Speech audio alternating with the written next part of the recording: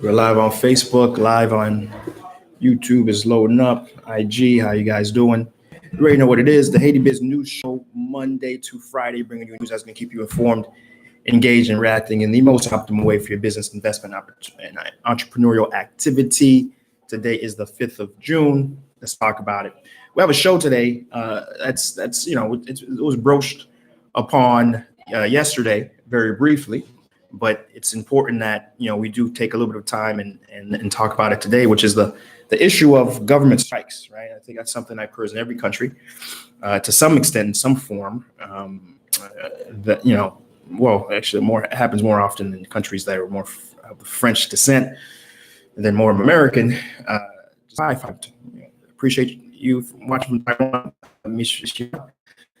and we're talking about the good associate minds are trying to is in the process of registering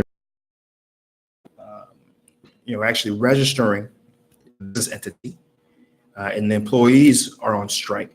Right, when you have the judges and the justices, right, because every particular place currently has they can't log in, right? They can't get into their office to actually sign the paperwork to do their work and do their function, right?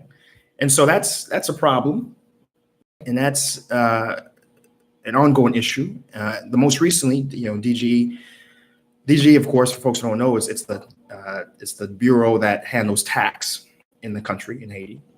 All taxes, from the port, but also property tax, income tax, you name the tax, it ultimately all funnels to these guys.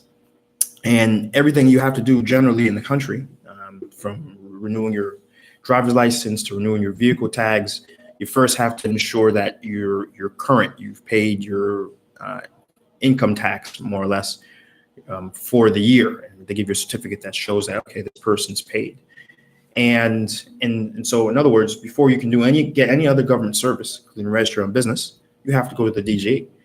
And so, right now, at least since Tuesday, for sure, for an undetermined amount of time, they're on strike, and they're going to stay on strike until they feel their demands have heard. At the very least, the anniversary of the establishment of the DGE is going to be next Thursday. It's going to be their 95th year anniversary, and they're willing to go as long as that until they have their demands have been recognized. And so, what are their demands? Let's talk about that for a second.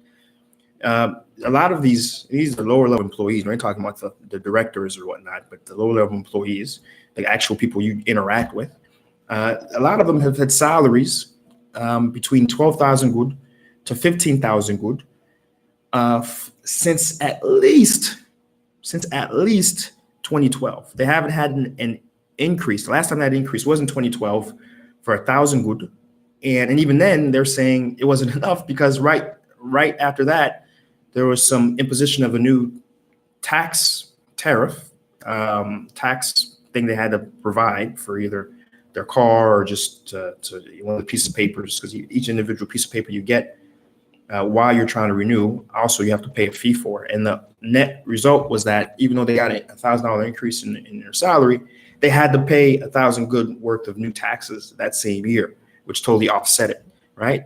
So just to understand how much that is, right?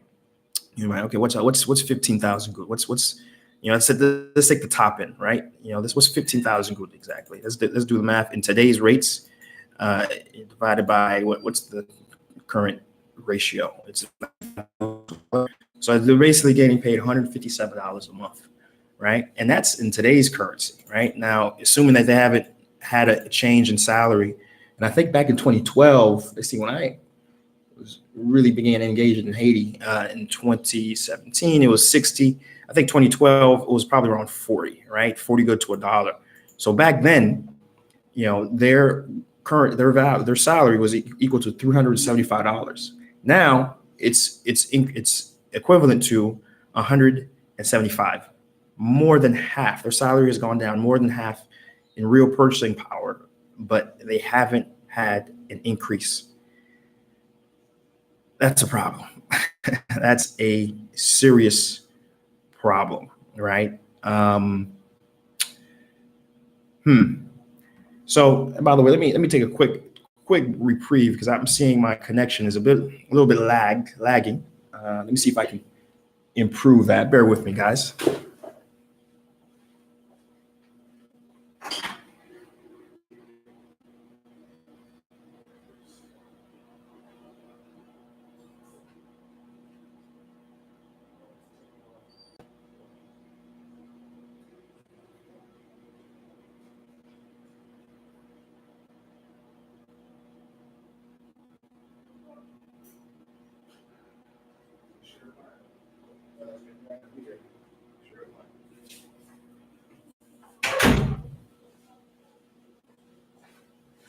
All right. All right. Should see a little improvement in the speeds there. So I'm back. And so see, we got a special entry. Lawrence Gonzalez was up, my brother, as a government employee stateside. That you appreciate this conversation. And so, what else? They haven't had an increase in salary since 2012. Meanwhile, their purchasing power is decreased by half. That's a problem. Healthcare, when they go to the hospital to pay their healthcare has not increased at all. In terms of what it pays out. In fact, it's decreased because they have to pay a copay of 100 good, which isn't too much from 50 good. But bear in mind, that's if the healthcare, which is Omafata, I'll type it in a second. The actual healthcare agency that administers for them pays the hospital in the first place. There's hospitals. Many hospitals don't even take the government insurance because the government has had a track record of not paying out once the bills are presented. Right? That's a problem. Some of the department agencies provide housing for their employees, and that hasn't been happening. A lot of government have not. EBI apparently does provide housing for some of the employees. The police also provide some housing for their employees. They're looking for the same thing. They want some housing assistance, especially when you consider the fact that they haven't had an increase in salary in years. Certainly a problem. They're looking. Some of the female employees are certainly looking for more opportunity for promotion. Usually they're passed over. And of course, the very unequal, lavish pay of the directors on top. When every 2 years, the directors who are at the very tip top are being able to change their cars, get brand new cars because of the salaries they're getting. On top of the fact that the DG pays a subsidy for up to 2 cars. So for up to 2 cars, they can get a payment from their salary package to pay for 2 additional cars, in addition to being able to purchase a brand new car using the agency. So again, when there's those issues happening, right, and you have the lower level employees, again, haven't had an increase in over, at least for years, over 10 years, have had an increase.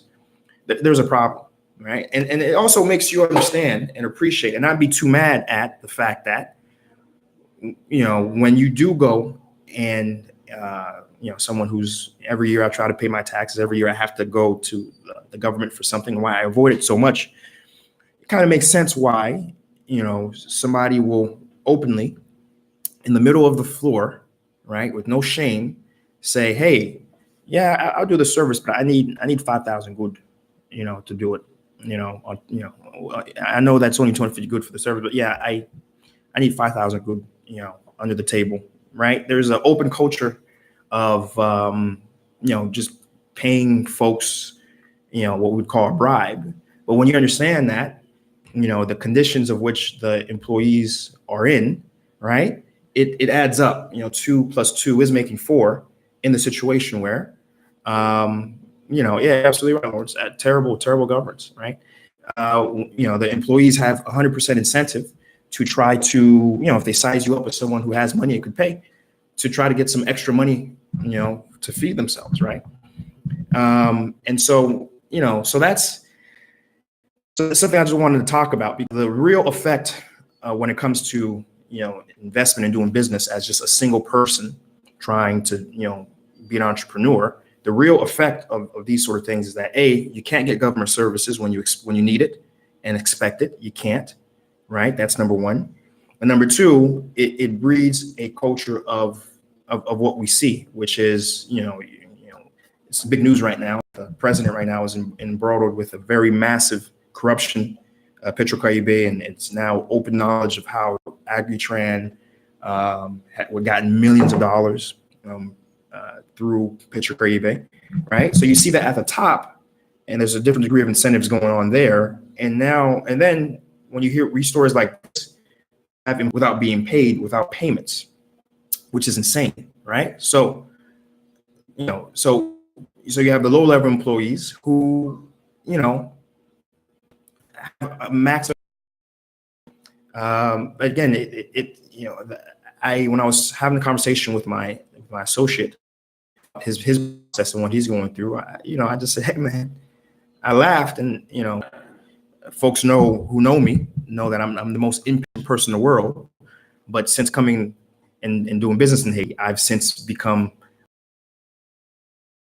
great comment by Lawrence, respect. I think we're on top. We bring some piece of information, a piece of news that is relevant to you and what you're trying to do, business-wise. That's relevant to the economic condition of Haiti, because I don't get anywhere else. I don't really hear these sort of discussions happening. Folks are too focused on the easy, attention-grabbing articles of politics, right, and scandal, right? I'm more focused on what's going on from a business sense, and how is it affecting the actual person who really is trying to do good and employ and invest, rather than just get their money by trying to like my responsibility. Right? And hit that notification, hit that subscription, hit that follow. And if you like what I'm doing here and want to support, I got a Patreon. Hit that up, become a Patreon. Going. And we'll be back